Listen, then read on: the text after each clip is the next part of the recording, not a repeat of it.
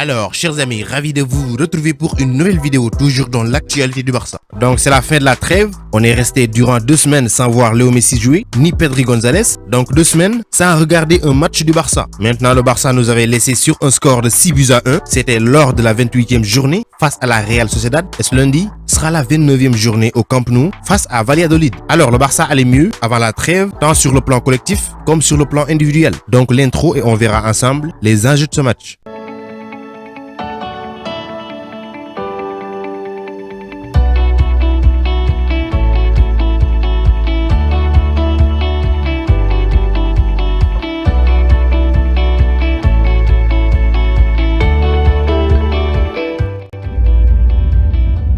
Comme je vous le disais tantôt, le Barça avait retrouvé des sensations dignes d'un club qui lutte pour le titre juste avant la trêve. Trêve où nos Catalans ont répondu présent avec Antoine Griezmann, Ousmane Dembélé, Serginho Dest, Martin Braithwaite, Francisco Trincao, tous buteurs avec leur sélection nationale, aussi Jordi Alba avec l'Espagne. Ces 3 passes décisives en 2 matchs. Pedri González n'est pas du reste avec sa passe décisive dans le 3e match face au Kosovo. Donc c'est une fenêtre très importante qui s'était ouverte, même si la trêve reste souvent ennuyante avec des risques de blessures et tout, mais on peut dire Dieu merci puisqu'on n'a pas noté de blessures concernant nos internationaux. Ils sont sains et saufs pour pouvoir continuer la lutte pour le sacre final. Aussi, ça a permis à Léo Messi de se reposer, puisque si vous vous rappelez bien, lors du match face à la Real Sociedad, il se tenait l'arrière de sa cuisse, donc ça fait du bien sur le coup. Ce match face à Valladolid sera en quelque sorte un rechargement d'énergie en vue du match qui va suivre. Vous savez tous que le Barça après Valladolid va se déplacer à Madrid dans le cadre de la 30e journée, coïncidant ainsi au Classico face au Real Madrid au stade Alfredo Di Stéfano dans la banlieue madrilène. L'heure n'est pas aux oublis parce que vous savez tous que le FC Barcelone est 3e, le Real Madrid 2e suite à sa victoire sur Eibar, c'était hier samedi. Donc avec 1 point d'écart entre les deux, c'est la consolidation de la 2e place qui se jouera dans ce match. On espère que le Barça pourrait enchaîner des victoires dans ces matchs qui lui restent, notamment face à l'Atlético de Madrid. Maintenant, on a d'abord ce match à gagner face aux hommes de Sergio González Soriano. Tout à l'heure, je vous disais que le Classico sera dans 7 jours et si Léo Messi ainsi que Frenkie de Jong ne font pas attention,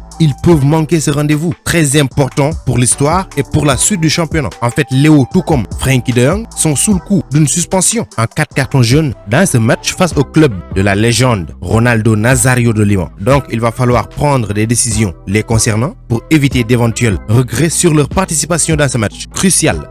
Actuellement, si on prend la situation du Real Valladolid, tout d'abord, ils sont les actuels 16e du championnat avec 27 points sur leurs 5 derniers matchs. Ils ont eu une seule victoire, 3 nuls et une défaite face au Real Madrid. Ils ont pas mal de joueurs indisponibles entre Covid, blessures au genou, ménisque. Au total, ils sont au nombre de 9. Alors, Valladolid est un club à qui le Barça a eu à affronter 95 fois avec 63 victoires du Barça, 16 de Valladolid et 16 matchs nuls, ce qui justifie la supériorité du Barça dans ces confrontations. Maintenant, concernant la dernière victoire du Real Valladolid sur le Barça, remonte au 8 mars 2014 sur un score 2-0, but de Fausto Rossi, aujourd'hui en Série B italienne, et c'était à l'extérieur pour le Barça, au stade municipal José Soria. Donc le Barça n'aura pas une tâche facile parce que le Real Valladolid est une équipe qui lutte pour sa survie dans ce championnat et comme je le dis souvent, ces équipes sont très compliquées à jouer pour la bonne et simple raison qu'elles n'ont plus rien à perdre et n'hésiteront pas à exploiter la moindre situation de but qui se présente. De ce fait, il faudra être concentré de la première à la 90e minute pour éviter d'éventuelles surprises. Surtout avec la défense, même si sur ces 7 matchs précédents, on a encaissé que 3 buts, dont 2 étaient sur penalty et 1 dans le jeu. C'était justement lors du match face à la Real Sociedad,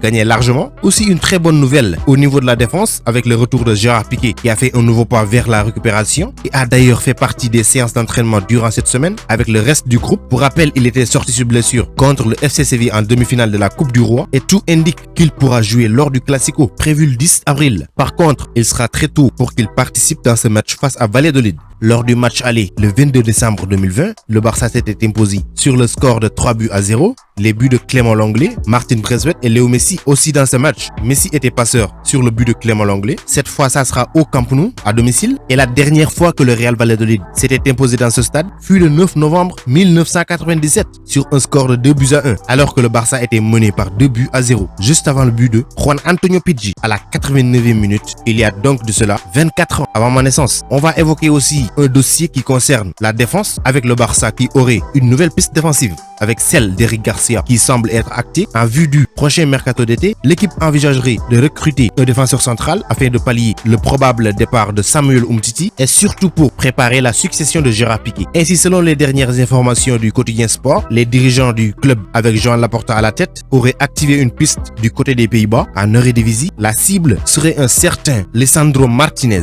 international argentin. Pour ceux qui ne le connaissent pas, il est âgé de 23 ans et il porte actuellement les couleurs de l'Ajax Amsterdam où il dispose d'un contrat jusqu'en juin 2023. Alors, il a été recruté en 2019 par l'Ajax en provenance du club de Defensa pour 7 millions d'euros et actuellement il serait estimé à 25 millions d'euros. Il est capable également de dépanner au poste de milieu de terrain défensif, tout comme David Alaba. Cette saison, il a disputé 31 rencontres, toutes compétitions confondues, avec les hommes d'Eric Ten Hag. Ça serait génial pour le Barça. Non seulement il y aura de la concurrence à ce poste, mais ça permettra aussi de se solidifier défensivement, ce qui nous manque depuis, je peux dire, la retraite de Carles Puyol et le départ de Javier Mascherano. Donc Messi, tout comme Frenkie de Jong, étant sous la menace d'expulsion pour le match face au Real, il n'en est pas question pour Ronald Koeman de prendre des risques parce qu'à mon avis, ce Barça est en grande partie sur les épaules des deux. De Jong règle le milieu de terrain et le jeu offensif, tandis que Messi dicte le tempo à ses coéquipiers et hisse le Barça vers le succès. Donc dans ce match face à Valladolid, tout en ayant la tête sur le Classico qui pourrait sceller notre sort, il n'est pas trop nécessaire de titulariser ni Messi ni De Jong pour tout ce que je viens de vous dire. Maintenant, exclure complètement Messi ou De Jong pour ce match ne serait pas une obligation mais une prévention dans le cadre où Messi peut être un atout majeur face à Madrid comme il a toujours été d'ailleurs et le perdre à cause d'un jeune et surtout dans un match face à une équipe qui joue le maintien. Alors, je ne stigmatise pas Valladolid, mais quand même, ils sont inférieurs aux Catalans. C'est aussi la même chose avec Frenkie de Jong. Alors lui, même s'il n'était pas sous le coup d'une suspension, il devrait se reposer. C'est le seul joueur du Barça à avoir joué tous les 3 matchs avec la Hollande durant la trêve. C'est 270 minutes.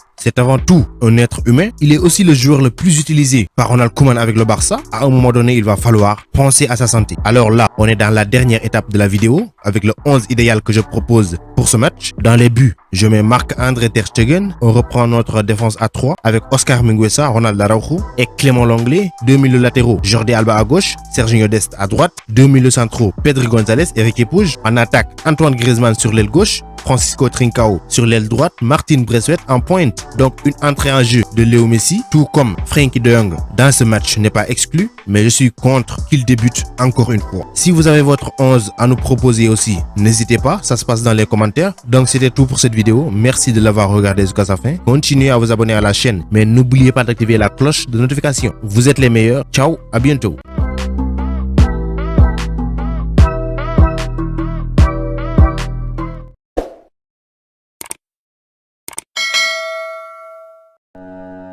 Pour échanger avec moi directement, c'est possible sur Instagram. Le lien se trouve dans la description, donc rejoignez-moi là-bas, ainsi que sur Twitter et même sur Facebook.